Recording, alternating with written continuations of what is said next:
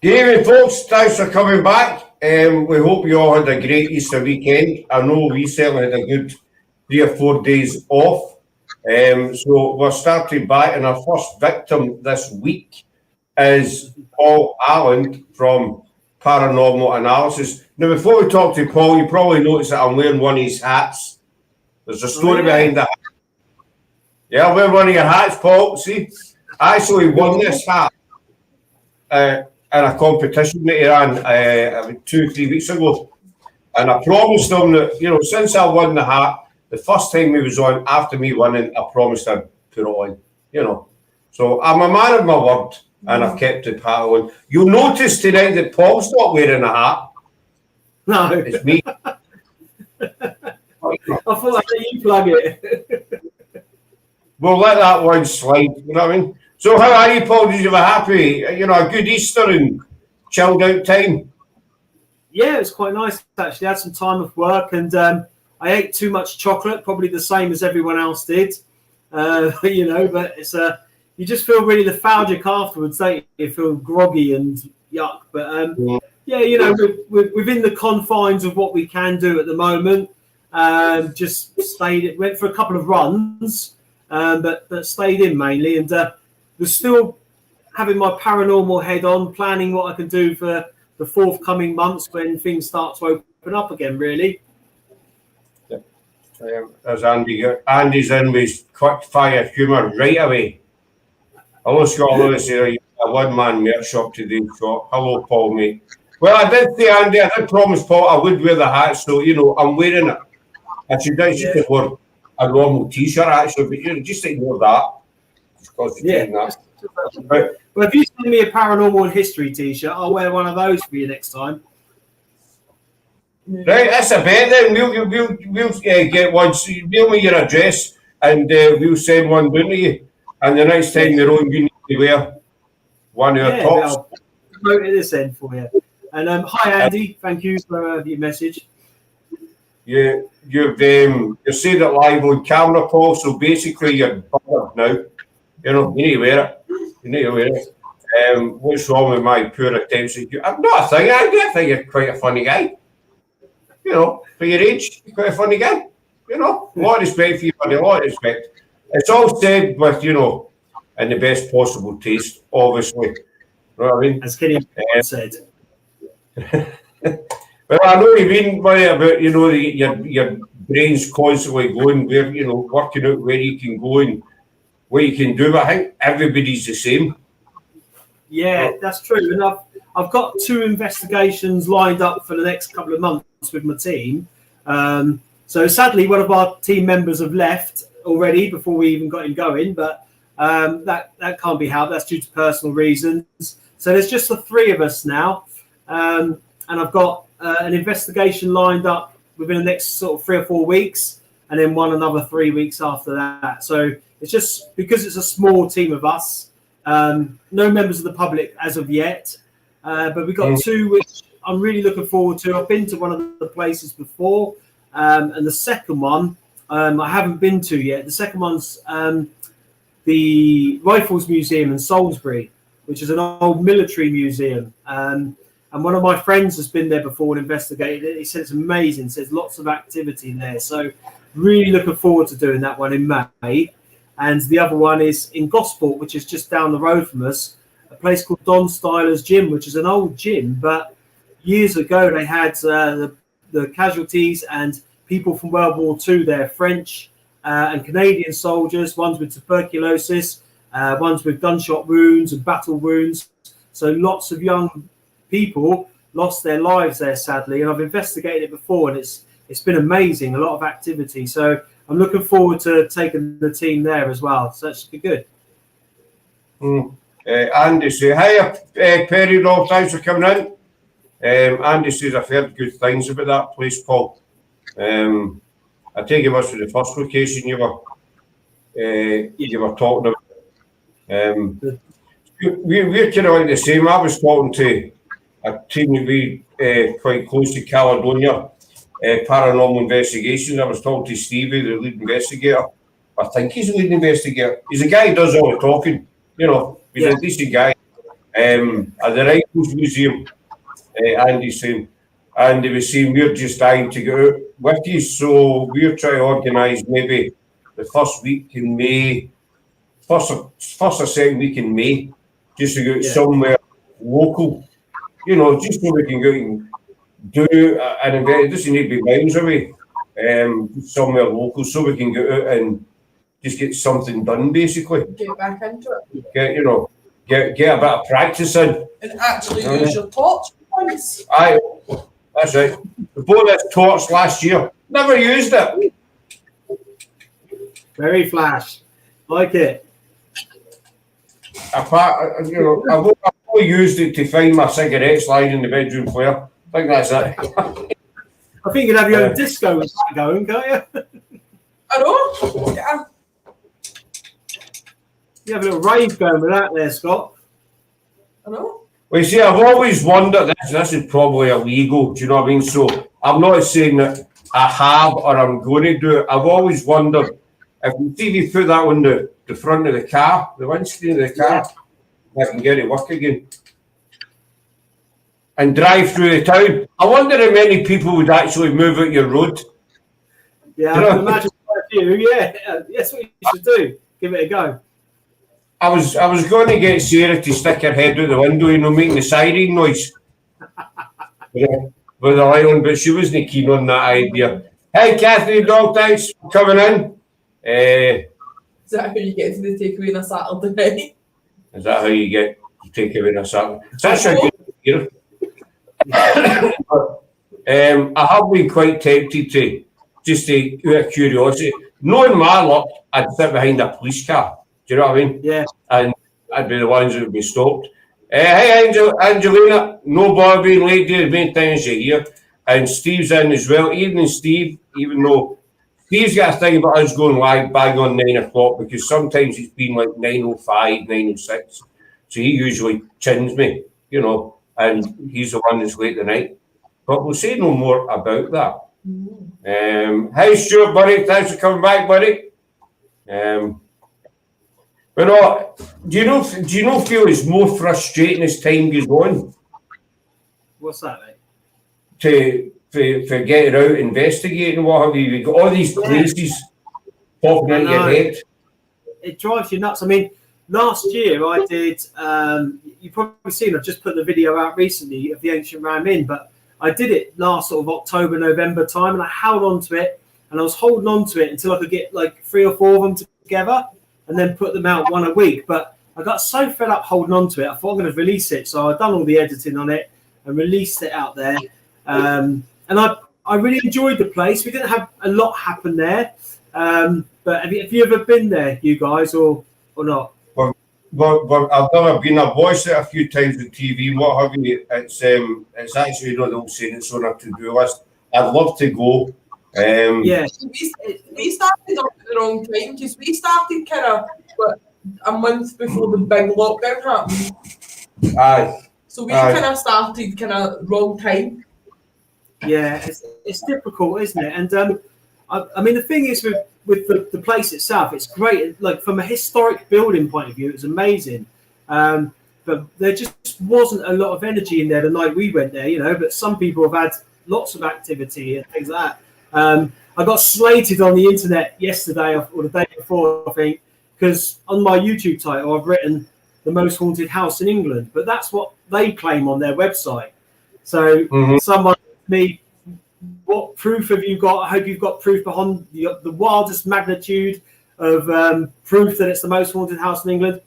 And I said, no. I said, it's not my statement. It's what they say on their statement. But I thought, how pickety, to be picking up on something that you write as a title for a headline. But everyone does it to get people in, to draw them in to watch your YouTube videos, And I'm only stating what I've seen on their website. It's not something that I've claimed ever. That I've been in more haunted places, I feel, than that. But I would definitely go back there again and investigate it. I did enjoy it. It was a good place. I've watched a few people investigate it, and it seems yourself, Paul. Some have had activities, some haven't. And the thing that that I'd like to try and find out, because hopefully we'll get there one day. And Andy's just made a comment, roughly about the same thing. John Humphreys, who was connected to the place, he passed away 2017, I think it was. He passed away. Yeah. But I think it was 2017. I've always wondered. I think I actually asked Danny Moss this because they did it, way back. I think it was season 1. They were there and they got a lot of activity, and I've always wondered. I would think John is still there because he had such a connection to the place, in life. The building has a lot of history since the owner dies. I think a lot of what happened there was linked to him. I've always thought that. I agree. I spoke to his daughter and I asked permission if we could call out for John, because I wanted to be respectful. And I spoke to her and she was brilliant. She Caroline, I think her name is. She's such a lovely lady. And I said, because apparently John's buried overlooking the house. His burial site is just overlooking the house. And I said, do you have an objection to us calling out for your dad? She went none whatsoever. But all we got was some tapping noises in the witch's room, and we got some walking of footsteps, which was really, really good and really impressive. My friend and I were in a different room, and you can hear it from outside. We've got a night vision camera set up in there. But other than that, it was quite a quiet evening, really. But I'd love to go back there and try it again because I'm a great believer not trying places just once because you could go there when nothing happens. And as you guys know, you could go there again and something else, it could be a wild night and all sorts of things could be happening. So I do like to try and investigate some places at least twice if I can. To compare, what you get. Yeah. And I agree with what Andy said. Sorry. No, carry on, Murray, carry on. No, I was going to say, I agree with what Andy said. I do think that John had such a strong link with that building, with what happened to him. And I think that maybe when he passed, a lot of that went with, not necessarily with him, but I feel that some of that's moved on since he's gone. I don't know. That's why I'd like to go back and try it again, really, if I can. I really do think he's still there, our party's still there because in life, it's, he lived there basically, and there was that many people interviewed him about the place and what have you, and I would like to think that after he's passed, that he's still out, but as you say, we compare and go back 1 or 2 nights. To me, that's actually a good idea because there's too many people out there that go out every time and they get something every single time. I'm not going to name anybody. I could get a long list, but I'll leave that in my folder. The hit list, we say. And there may be 10 or 15 seconds into the investigation and they see something. Or a stone gets thrown, or a light gets on. Do you know what I mean? Or a branch gets snapped. Or a branch gets snapped, And some of them I've watched, they're just kind of, beyond stupidity now, some of them. Yeah, and it's crazy. It is, and Andy's on fire tonight with his comments. Have you connecting the grave to the house with your team? Ask questions at the grave. That's a good idea, actually. Yeah, no, there was only 2 of us at the time because it was the rear end of last year, just before we went into the 2nd or 3rd or whatever lockdown we was in then. But there was only 2 of us. But maybe, if there was 3 of us or 4 of us, then definitely it'd be a good idea to have someone at the gravestone and someone in the house and see if you can get any connection that way. But I am definitely going to go back there, so I will try that next time. It's a good idea, actually. That is a good. Thanks for that, Andy. That is quite a. I would never have thought of doing that. Write it down. I will. I'm going to write that down. Andy, if that's all right with you, buddy. I'm not copying you. I'm just, writing down a suggestion, as they say. We all learn from each other. It's great. It's good for us to share things, isn't it? Well, you see, that's the thing, Paul. We get slated months ago about, where's all your investigations, etc., etc. People think comments on.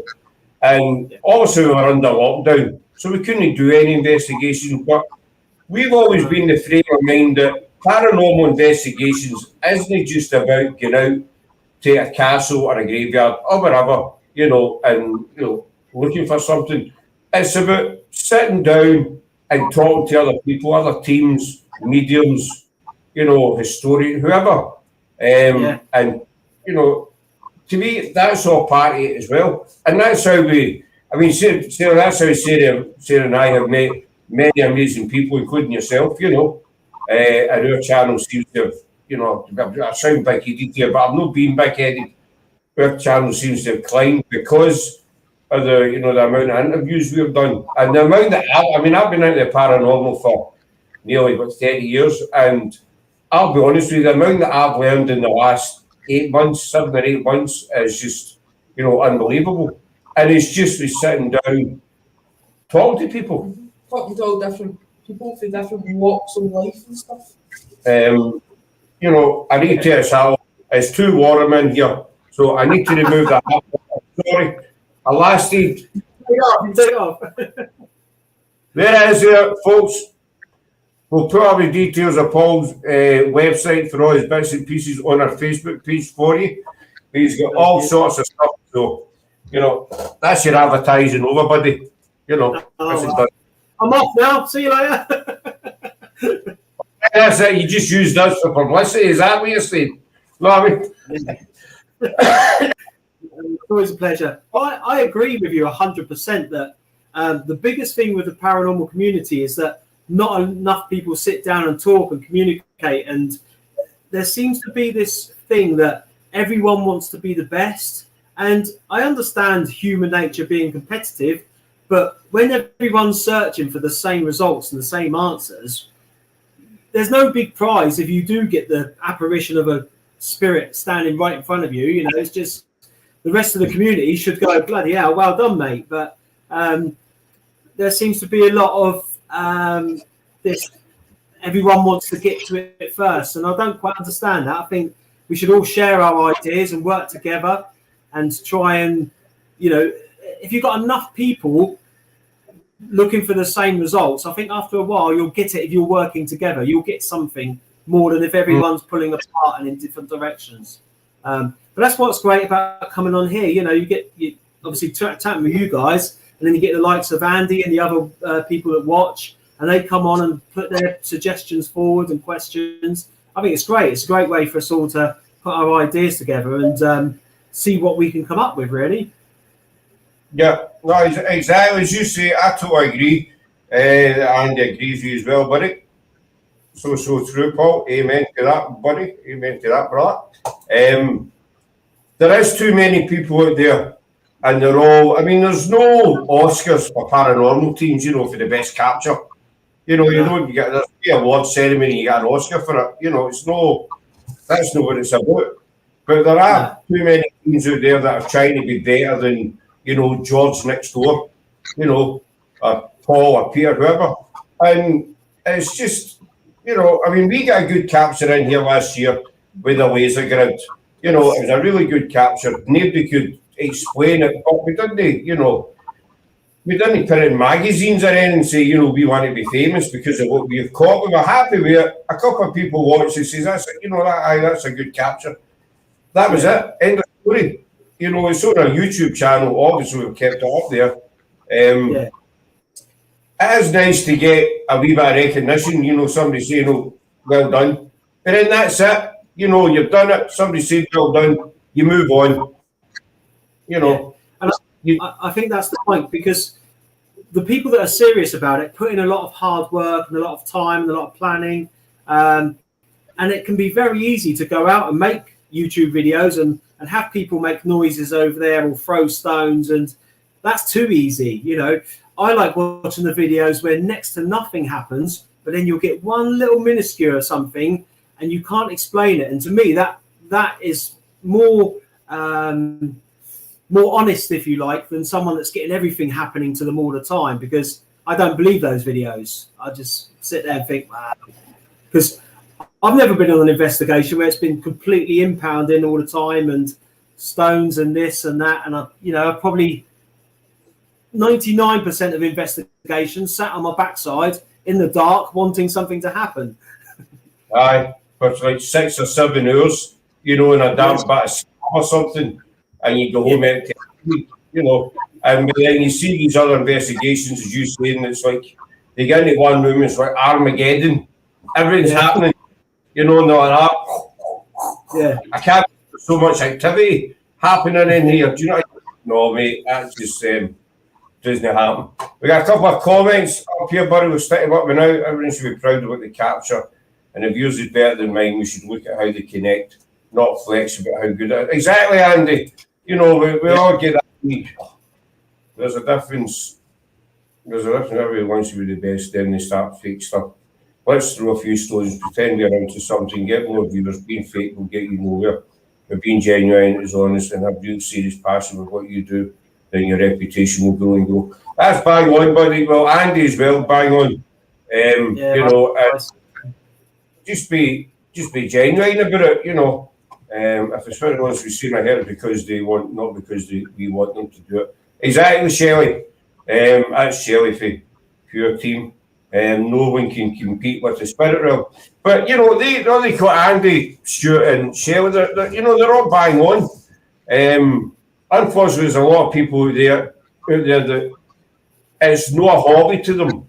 They're not interested in it. They just maybe see this as a way to be famous, to make money, and they're no serious about it at all. They tried to make it into a full-time job, which is impossible.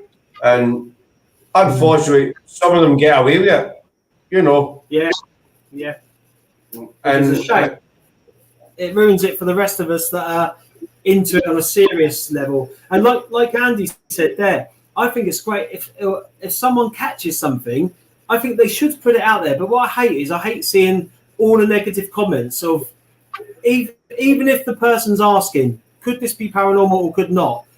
They get slated for it because it might not be paranormal. And I think that's the wrong thing to do. I think the right thing would be to say, I don't think it is paranormal, but well done, great capture, on to the next one, But there seems to be a lot of people out there that go, no, that's rubbish, mate, or that's crap, or you falsified that. If they haven't, then that knocks their confidence. And I can see why a lot of people do leave the paranormal and then come back. I mean, I left for a few years because I got fed up with all the idiots. But then I came back and I thought, no, I'm not going to let people ruin my hobby, my interest, my passion. So I stick up for anyone these days if I see them getting picked on or bullied or the Mickey taken out of them because I just too old and too wise not to ride with it now, As I know, I mean, we've been called fake a couple of times, in comments, we get called fake, and to me, to be fake, you need to, how do you put it? To be fake, you need to claim to be something or have something, which anybody watches any of our lives will know we've never claimed to be anything, because we're nothing special. We're just a team, and we're lucky enough to have some, all the folk that our team is growing, and it's all genuine people that we've got. So we've been really lucky, and the team members we've got, but we've never, we should be more open to the fact that there are lots of paranormal experiences out there.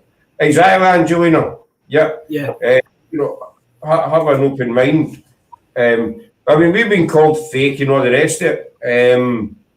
And I've had people in here and they say, you're an expert in the paranormal. I say, well, no, I'm not an expert because there's no such thing as an expert, in the paranormal. If somebody asks me a question, if I don't know the answer, then I'll tell them, look, I don't know. Yeah. I know you other people out there, they'll make up this big BS answer and none it's true, but he's turning and say, look, mate, I don't have a clue. I'm into paranormal. I don't know that. Do you know what I mean? Scott, I can honestly say you are the least fake team I have ever known behind us. Thank you very much, buddy. Thank you very much. Yeah, that's true. I mean, I've been fortunate to be on here. It's my third time now. So do I get a hat trick football or something like that? Do I? Or do I get? Wait a minute. You got a baseball cap for me, have you? A hat for you? You should send it to me. £17.35, but mates rates, you can have it for 17. Yeah, do it as a special. Plus 25 postage. Yeah, that's the expensive bit. And I agree with what Andy said. You guys are, how can you be fake interviewing people and asking them about their paranormal experiences? That there can't be any fakeness to that, And I had the same thing years ago when I did a paranormal radio show in 2008, and I used to get so many people that just poo-pooed it or said it was rubbish and it was crap and all. And then on the flip side, the people that were interested in the paranormal wrote nice things. So I think you're always going to get the negative people wherever you go in life. And I think the biggest thing that you can do to prove them wrong is carry on growing, because I think you're doing tremendous. And that should people up straight away, doesn't it? But got to say that before, paranormal is like fishing. Sometimes you win, sometimes you. Exactly, Shelley, it is. It's like going beside a lake or a river and sitting there. 10 minutes in, you might get a big catfish. Or I don't know if you get them in Britain. You might get a big fish. But, 7 years later, you're still sitting there with an empty hook. It's just luck. I agree with Andy. Nothing about faking. Thank you very much, Angelina. It's very much appreciated. He's not getting a ball, and he's getting that hat. We've already discussed this. We're not doing it again. Hat, 25. I'll send it and I'll post it down to you in June. All right. I'll run out of investigation, shall I? Aye, well, you could. I'll post it in May then for you. How's that? Since you're getting out in May. That's good.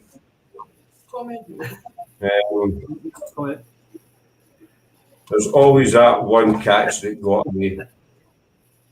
But that's that's true. Sometimes yourself, Paul. If you've been out investigating and you've had your camera running for maybe 2 or 3 years, and you decide to take a 10-minute, cigarette break or whatever you want to do, and you're changing the battery, and then something happens.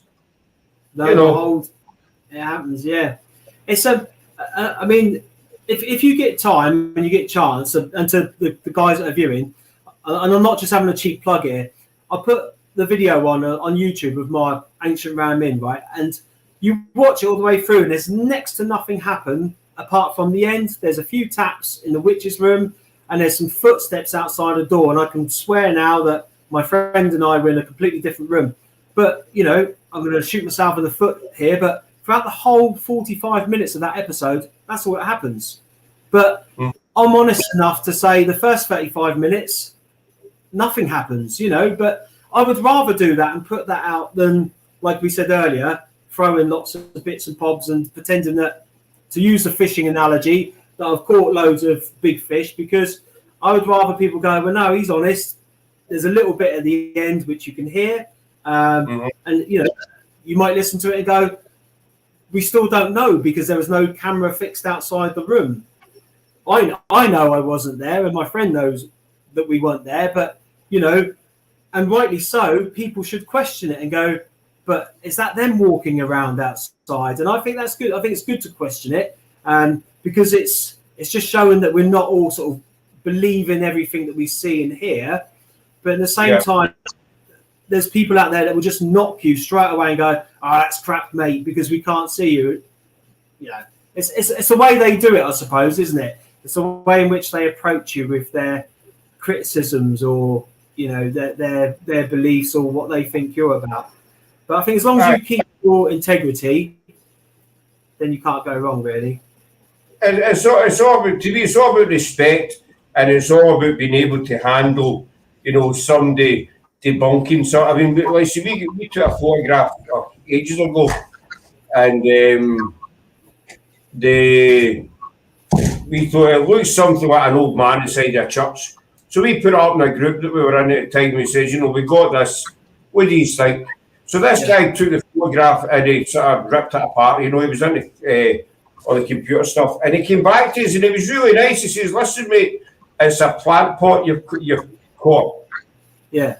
You know, but I can see where you were coming from, but it's actually, and he sent us the actual, you know, image after he worked it, and it was a plant pot. And I mailed him back. I said, listen, mate, thanks very much. You know, as you know, instead of us going out and blowing the paranormal trumpet saying we've caught a ghost on camera, the guy said, no, it's a plant. And so that's what you've got that level of respect that the guy came back and says, listen, mate, it's only a plant pot. And he didn't come back and say, you're a bunch of idiots, you know, claim to give you something. No. And, you know, so they say things in a way, not to say things. We've got a wee question for you. Of Angelina, where's the one place you would love to investigate? Oh, I mean, it's been done to death and it's been on telly hundreds of times, but it would be Eastern State Penitentiary in America. I love old abandoned hospitals and psychiatric places. If I'm honest, I haven't done enough of them. I've only probably done 2 in my life.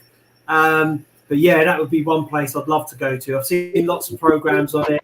It's a little bit of an obsession of mine, shall we say. Or Alcatraz. I'd like to go and do Alcatraz as well. Just the energy there, I should imagine, would be amazing. But yeah, thank you, Angelina. Great question. I would say it would be Alcatraz. I've always said I'd love to investigate Graceland because I'm a big Elvis fan. So I'd love to go to Graceland. I would say that it's jealousy because they want to investigate what you have and they believe the whole paranormal world will follow them there and make an appearance. Exactly. A lot of it is. I'm not saying we're anything to be jealous of by far. We're just a normal team.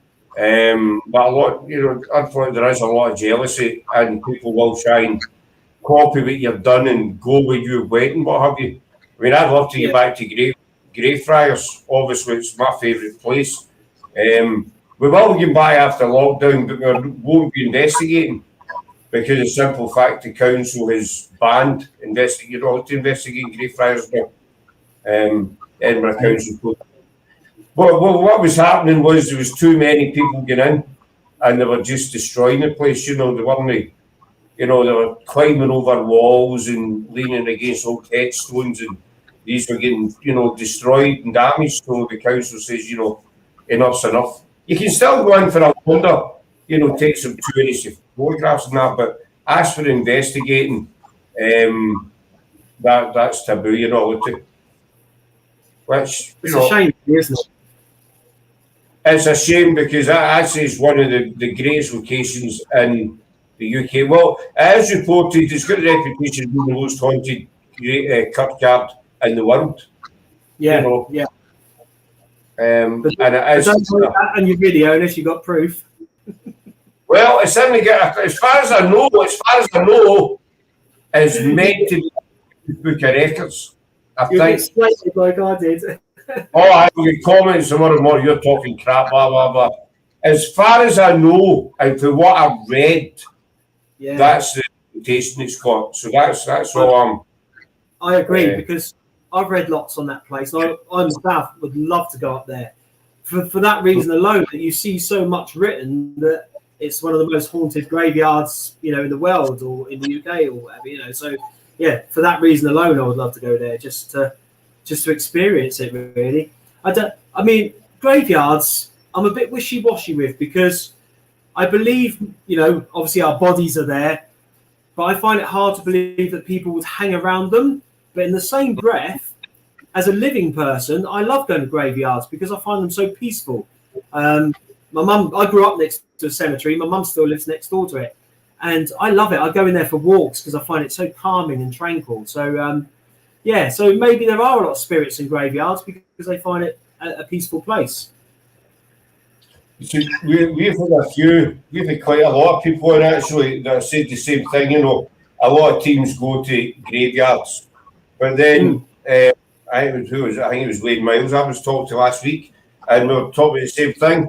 And I said, at the end of the day, a Morrison's could easily be haunted. It's not the building; it could be the land. Yeah, it's built on, so you can get a brand new Morrison's or a brand new, Shell garage somewhere that could be haunted. But I know about the relax. Great Friars is very, very relaxing.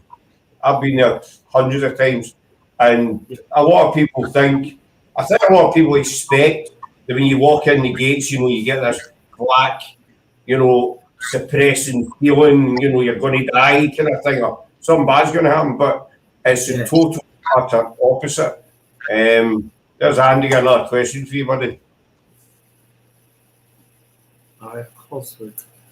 There was a lot going on there. RF Cosford. Was that in Lincolnshire, Andy? I've heard of it, but I can't remember where it is. Towards the end of my career, I was at Cranwell, and I know we used to go to Coningsby a lot, and I know there was another one there that began with C. And I couldn't remember if that was Cosford or not, but I don't know if it's in Lincolnshire. But I know that there was a lot of haunted RAF bases in Lincolnshire, Swinderby as well, which is no longer there, which is where I did my training initially. But yeah, no, I can't. Cosford's in my mind. Oh, Wolverhampton. No, I've never been there. But no, I haven't heard of it, to be honest. I haven't heard of what's gone on there, to be honest. I know of the. So I think it's where the old PTIs used to do their training years ago. I think, wasn't it? Correct me if I'm wrong. Show my age now, Scott. Oh, good. No. Yeah, kind of kicking on a wee bit, buddy. You know what I mean? Soon as myself, I'm dreading hitting 37. I'm 50 in January. Put that one away, shall we? Well, I've got mine as well locked away in a cupboard. Well locked away and it's staying in the cupboard. Do you know what I mean? But I know you mean about graveyards. I mean, when I was a kid, we used to hang about graveyards. Yeah, this I did. Fun. We didn't destroy any headstones, but to be honest with you, we used to drink in the graveyard because we always figured that the one place the police wouldn't look for you was in a graveyard. Yeah. Because they would check out the swing parts and all, to find you. But the coppers never ever thought of going to a graveyard to hunt for you. Do you know what I mean? Which is good.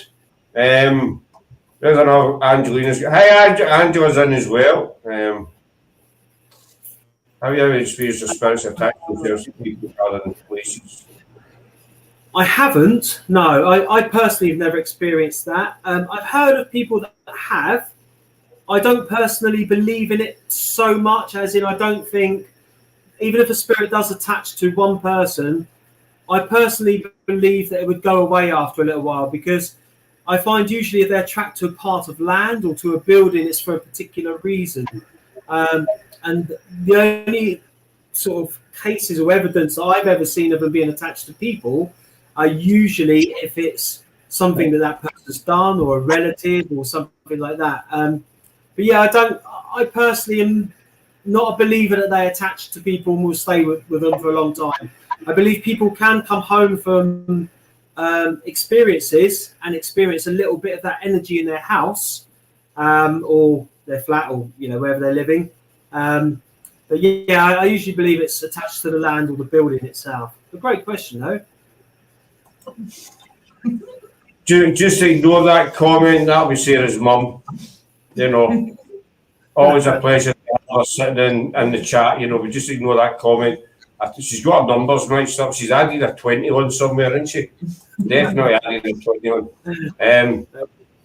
Stuart, Stuart was on last week as well. We'll talk about Edinburgh. I've been researching George Mackenzie, reading some of his essays, his poetry. I've seen the other side of Mackenzie. He never gets hands dirty. He got other people to do his deeds.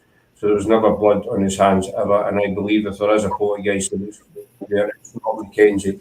Only my opinion. What do you think of that? Is that going back to Blackfriars? Is that where Mackenzie was? Or aye. Yeah. Some of his essay poetry. Yeah, I mean, if Mackenzie was more of an orchestra than someone that got his hands dirty, you could have a tormented victim of his or tormented slave or whatever you want to call it, someone that was under his control. Maybe they're at Blackfriars because they can't get over what he made them do or put them through or something. I don't really know a lot about the history of it as much as you guys do. But yeah, that would be my thought process. Just looking at it initially and originally would be maybe it's someone that's tormented that worked under him. Yeah, there's Sarah's mum again. Oh yeah, not much, am I right? Not much younger, you know. Not saying nothing. But that's all I'm saying. No, Stuart, I totally agree with you, buddy. Paul Mackenzie, he was the Lord Chief Advocate back in Charles the First, after the War of the Covenanters, and they were brought to Greyfriars, and Charles the First commissioned Mackenzie to basically get rid of the Covenanters that were imprisoned, and he was responsible initially for 1,200 of them being tortured and executed. So, but he was responsible for, it's estimated, I think, about 18,000 in total. Deaths, murders, executions, whatever name you like to put on it. And that's how he earned the name Blood Mackenzie. But Stuart's right, he never actually done the deed himself. The king told him what to do, and he told other people what to do, basically. As for the poltergeist, I said this last week. I'm sure it was Wayne that was in last week. I don't believe there's a Mackenzie poltergeist. There is something in Greyfriars, but a lot of people say it's the Mackenzie poltergeist. I don't believe there is any such thing. It's no George Mackenzie, but there's a lot of disillusioned people, who think that George Mackenzie's a friend and blah, blah, blah. We've never picked up on Mackenzie. We picked up on a wee girl at his tomb. Aye. A few times that we went, there was a wee girl floating about, but... Because in the Mackenzie tomb, there's actually the Forrester families buried there as well, beside the Mackenzies. So, everybody thinks the hauntings in the tomb is Mackenzie himself, but it might not be. It could be one of the Forresters, because they're buried in there as well. So why are they buried in with him? Because it was originally their kind of tomb, and then Mackenzie, he designed his own tomb, and it was built over theirs. Oh, so they were in the ground first. They were already there. And then when he died, he just get kind of added in, and the building get built. They built his tomb while he was still alive. And so they were kind of included in the deal, for want of a better word. Is there an Alistair Crowley property up in Scotland as well? That's supposed to be quite... It's up. It's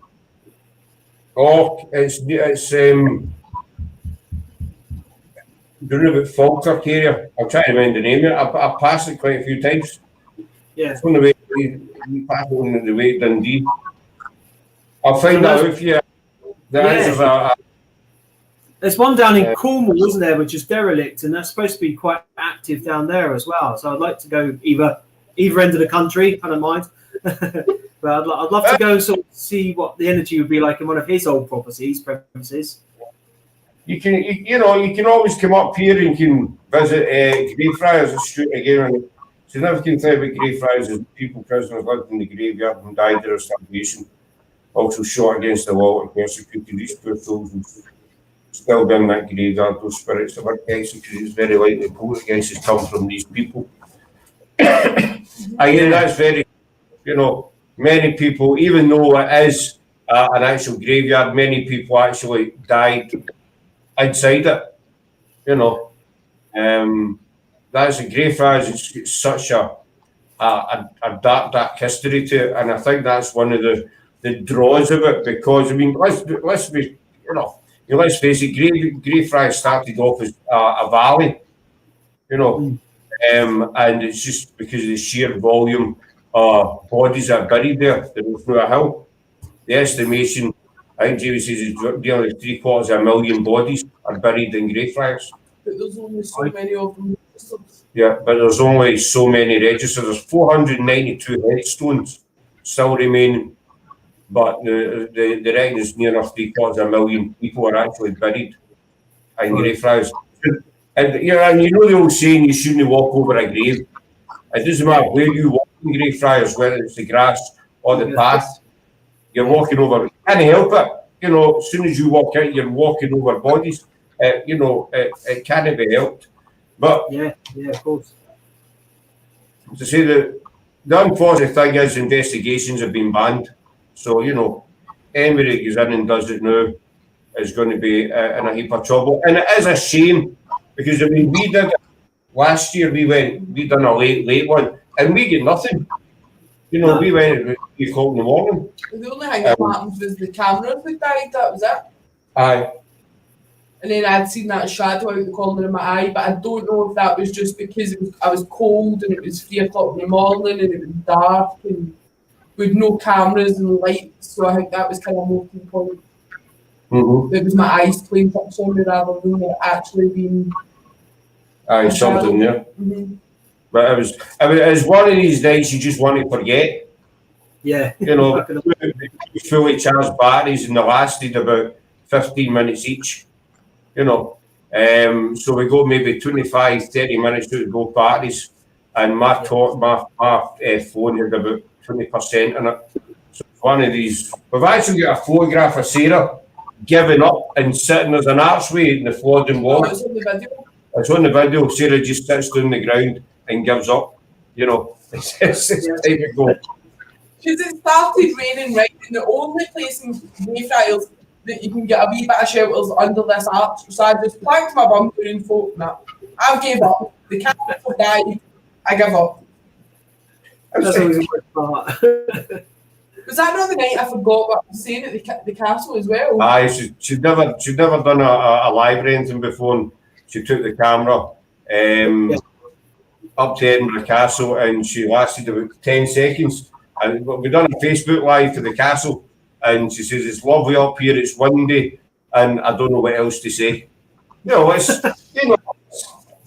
which I thought was funny. It was good because it let people watch and know that we're just normal people. We're not freaks or anything. We don't have. It's no rehearsed.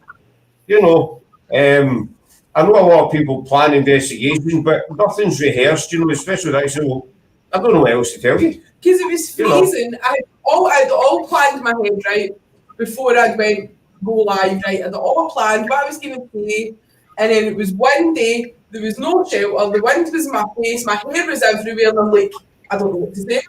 So I was looking up at him. He was at the kind of bottom end of the Esplanade. So I'm trying to get his attention without ending this live. So he walked up and he's like, I was like, I don't know what to say. He'll take the phone. So I did up having to take it. I heard you can't investigate Covenanters. Can you investigate? You can't. They do private tours of the Covenanters prison, Stuart. You can talk to Jamie, City of the Dead tours. They do them. The actual Kirkyard itself, you're not allowed to investigate. You can go and wander out, take photographs, but you're not allowed to do any investigation. But Jamie Christoph in the City of the Dead tours, he's the man to talk to about your Covenanters prison. You can do tours in there. So get in touch.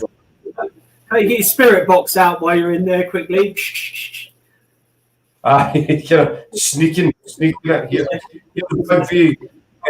Paul, what's your thoughts on programs such as Ghost Adventures?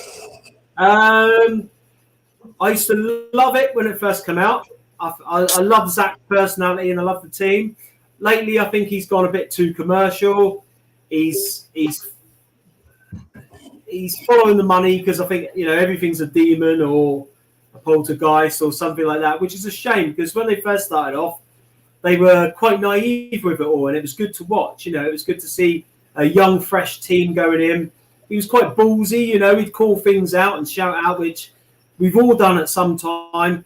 But I think these days, sadly, it's just got a little bit too commercialized. But I love paranormal programs as much as the next person.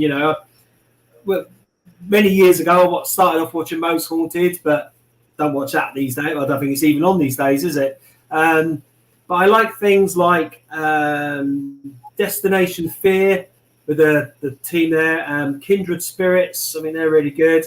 I like Ghost Hunters because Jason and Steve and the other guy, they're quite methodical in their approach to things, and they try and debunk everything first, and that's what I like to see. But yeah, if I'm in one of those moods where I want to see a good bit of action or something like that, then I'll stick on a Ghost Adventures. But yeah, I do like the paranormal shows. They're good to watch. And I'd rather be out there with them doing it, as we all would. But if you're bored in the evenings, it's my record planner is full of paranormal shows. I don't watch soaps or anything like that, so I just record all that sort of stuff and watch just to see what's going on, really. I like to watch them to compare them, because you can tell you kind of genuine ones to your drama ones, Yeah. Was my favourite. The Haunted Hunts. My favourite is the Haunted Hunts, UK. Yeah. Great guys, great team. And they're fresh. They're fresh as well, aren't they? They're coming into it. They've got a great approach, great attitude towards it all. Great programs where they've been made. The production, they're good. Definitely worth watching. I always recommend them. I love them. We've had Danny on a couple of times, and we've had the two were fortunate enough to get the whole team on. January, February, we did the whole team on, and we're meeting up with Danny when we hit Pendle as well. So, but they're genuine, and they're just down there people. It's the paranormal program I can watch without falling asleep. That's true. Most of the programs about Sarah to sleep. This will sound stupid, right? But see, even though it's what we do, right? We go out investigating and stuff. But see, if I'm watching somebody else doing it, I'm so bored. Yeah. You want to do it yourself, don't you? I fall asleep so easily watching stuff, and I'm like, I could be watching it the next minute out of the town. It's just, it's so bored watching paranormal investigations. Yeah, I enjoy them. I like Haunted Hunts, Haunted State as well. I quite like them. Also, they were in with them in last week, and Knock Ghost as well. The Canadian TV show. I like them because they combine. They combine comedy with paranormal. It's still serious in their investigation and telling you about the locations, but they've got that comedy side to it as well that they bring in. So it mixes it up a wee bit. It makes it enjoyable but funny at the same time. And they're serious but no serious, if that makes sense. No, I know what you mean. It's the two lads that I've got working with me. When I'm looking forward to going out to this investigation soon with them, because they're quite comical, and I can't wait to feel what their energy is going to be like when we're working together. And I think once we filmed it all and put it together, I think it will make quite a good bit of entertainment for people as well. Yeah, just speaking of Haunted Hunts there. Speaking of the devil. That was good timing, wasn't it? You're welcome, Charlie Rocks. Credit where it's due. To say that Jerry there and entertaining enough to keep me awake. Aye, it's the only paranormal Charlie Rocks. The only paranormal show that Sarah actually can watch a full episode, not fall asleep. She loves the Pendle. I think the Pendle season was just out of this world. Absolutely. I think I've watched it three times through now. We've watched it about 6 or something. But, and the thing with Haunted Hunts is, you get sort of behind the scenes look as well, where they're carrying on, they're having a laugh, and I think that's important. As you see, you've got the two guys coming out in your team, and it's good, to me, it's good to have that wee bit of balance. You do get teams that go out and they're, stone-faced, 100% serious, and that's it. They just stand there and, the meters went up, right? The meters went up, okay? And then the meters went up. You just want to shoot them, do you know what I mean? Somebody should be hunting for them, basically. Yeah, you get the other people, though, that are just too theatrical with it all. Like, they'll ask for something to touch them, and in the minute it touches them, they run away screaming like big whales. We in Paul, the show, they kind of, the folk scream when they hear a branch snapping and run away. I've seen those people. We've had them on when I used to do public investigations a few years ago, and they come out and they give it all the bravado, yeah. And the minute they hear anything or just a little footstep or just a bit of water dropping or something, they're off. And they're always the best ones to watch for comedy value, I think. Aye, and getting back to the fishing analogy. I think that's what you call it, the fishing thing. That's like going fishing, catching a fish, throw your rod in the water. As soon as you get that, you're on doing that. Like children. What's wrong with wains? Because I said they run away like wains. All right, sorry, and wains in Scottish means kids. I know the Scottish language. So that actually mean Wayne as in John Wayne. You meant Wayne as in, kids. I always find that funny, and they scream and they run away, and you think, what was the point of going there in the first place? But it's great. It's great to watch when you're hosting it. It's funny. Charlie, no, jiggy. Don't know what that means.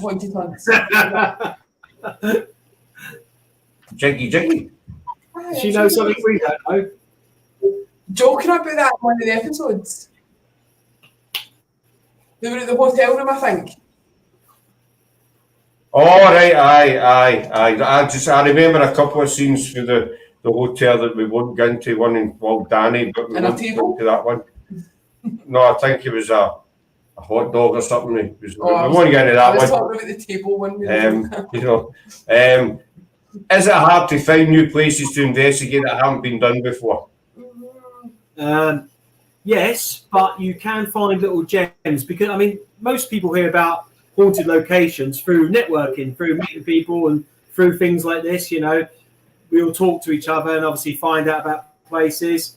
And obviously the local area in which you live in, you can go and investigate. But yeah, to find new places that haven't been done, I personally have experienced that just by accident, but just by going to a place and feeling something hasn't felt quite right, and then lo and behold, just bring a couple of bits of equipment in or a bit of audio, and then you catch an EVP or something like that, and you think maybe there's something a little bit more here. But a lot of the big commercial places, I think because the paranormal industry these days is so flooded with investigation teams and groups, which is brilliant, it's fine, but I think it's very hard to find that little niche. I think usually you'll stumble upon it rather than actually hear that there's a place down there and it hasn't ever been done before. Great question. Hey Wayne, buddy, hope you're doing well. That's happened to us a couple of times. We've been driving, for a drive, and you'll notice somewhere out this, just the side of your eye, maybe a graveyard, could be something. Maybe that's worth a look. Yeah. Or you go to a place because it's not been done very much, and you go and then you can't get access. Aye, that's happened with many places that we know, nobody's touched, and they're all locked up. Like Dalcoharan Castle.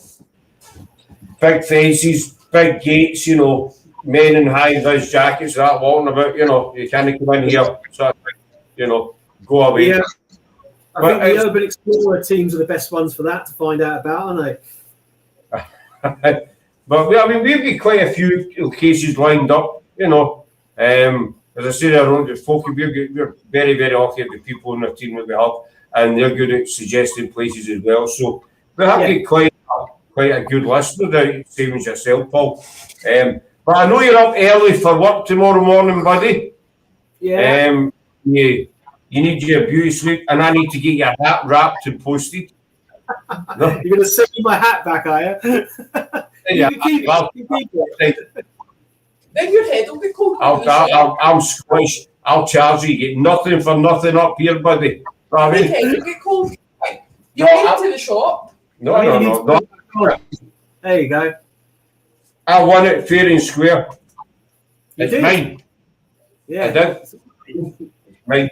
All right, serious. But so Paranormal Analysis is the name of Paul's too. We'll put the links up for his shop and his website and everything's page on our Facebook page. Go and have a wee look at all his hats and t-shirts and bits and pieces and stuff.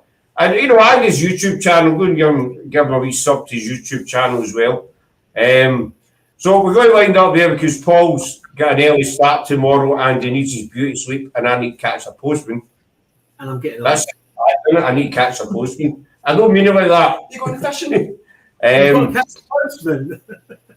I just, it's one of you realise, you ever one of the moments where you say something and you're halfway through saying it and you realise how it sounds, but you don't want to stop because you'll just sound like a bigger idiot if you stop saying it. Do you know what I mean? So you keep going. You still an idiot. It's all one.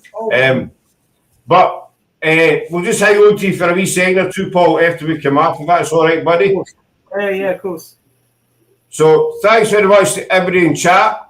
We're back on tomorrow night. We've got Charlotte Underwood and her good friend Brenda Dean, both very talented mediums, on tomorrow night to see us. And so until tomorrow night, hopefully you'll join us. Stay safe, and thanks again, Paul. Always a pleasure. Thank you, my co-host here, my trusted co-host, always here. And thanks to everybody in chat. So we see you soon, folks. Bye. Thanks. Bye. Bye.